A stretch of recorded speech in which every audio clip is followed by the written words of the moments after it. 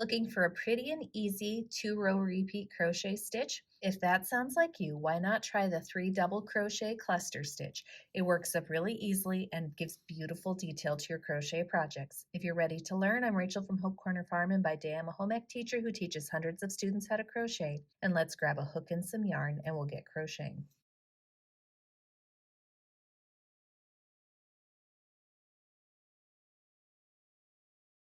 Before we get started, make sure you subscribe to my channel, hit the bell so you get notifications of when I post new videos, and don't forget to give me some feedback on this video. Give me a like or a comment, let me know what I did well or things that I could improve upon. For the 3 double crochet cluster stitch, you're going to have to know how to complete a few different stitches. I am going to walk through each of these in this video, but if you need slower, more detailed videos for each of these stitches, you could check out the description below where I've included links to videos for each of them. First off, you're going to have to know how to chain stitch. You're going to have to know how to double crochet stitch. You're going to have to know how to double crochet 3 together, and you're going to have to know how to single crochet stitch.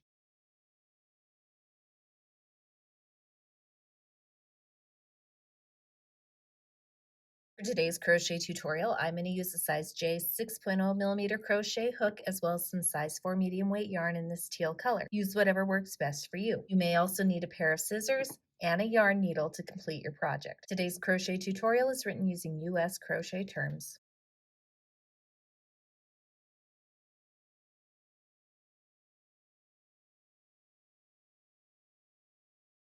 The 3 double crochet cluster stitch needs an even chain to start. Any even number will do, so I'm going to chain 12. So here's 1, 2, 3, 4, 5, 6, 7, 8, 9, 10, 11, and 12. So again, begin by chaining an even number.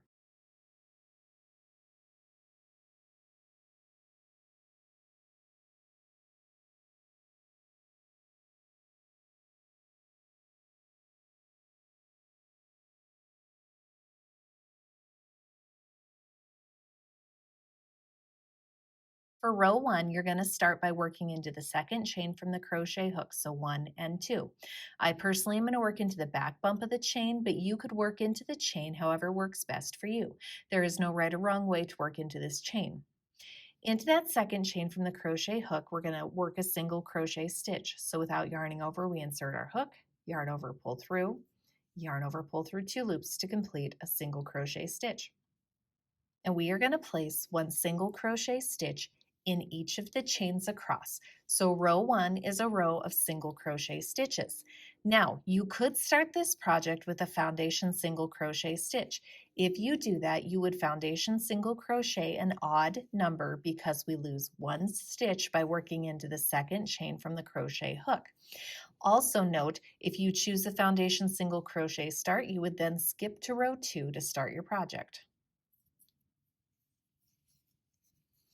And that completes row 1, all single crochet stitches.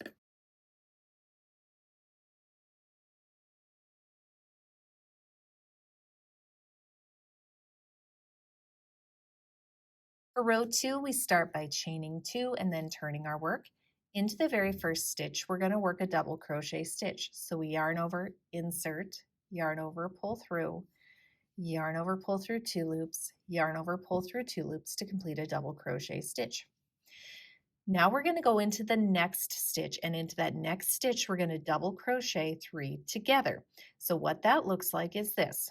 We're going to yarn over, insert into the stitch, yarn over, pull through the stitch, yarn over, pull through 2 loops, yarn over, go back into the same stitch, yarn over, pull through that same stitch, yarn over, pull through 2 loops, yarn over, go back into the same stitch again, yarn over, pull through, yarn over, pull through 2 loops.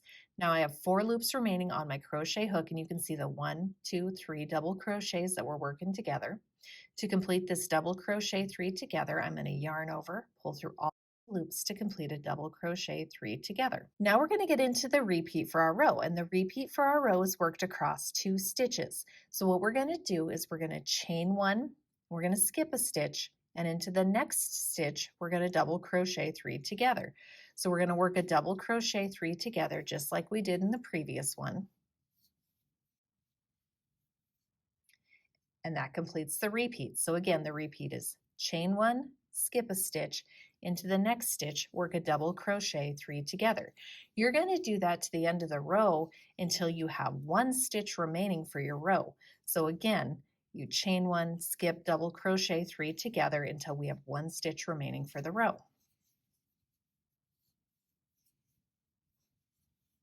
We have 1 more to do here, so chain 1, skip, work a double crochet 3 together into the next stitch.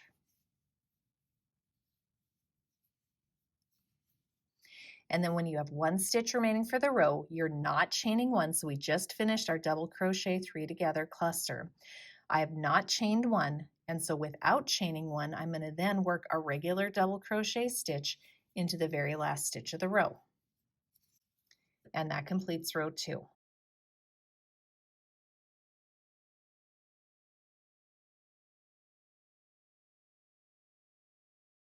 For row 3, we start by chaining 1 and then turning our work. Into the very first stitch, we're going to work a single crochet stitch.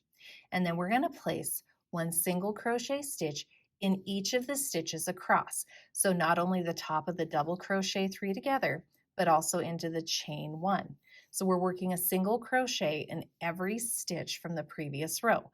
So row 3 is all single crochet stitches just worked in every stitch across.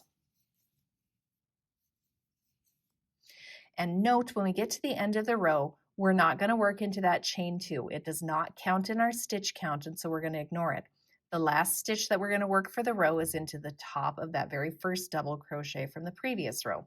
So again, we're ignoring those chain 2s. We're going to work a single crochet there, and that completes row 3.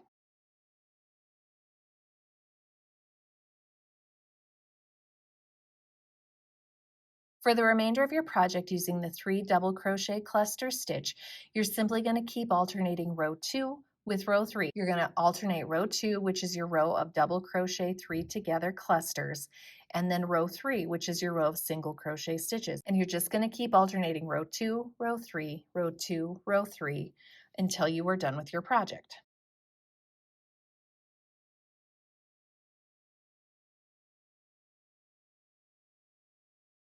As far as the finishing row goes, what I would do is I would end after a repeat of row 3. So row 3 is where you chain 1, turn, and then work a single crochet in each of the stitches across.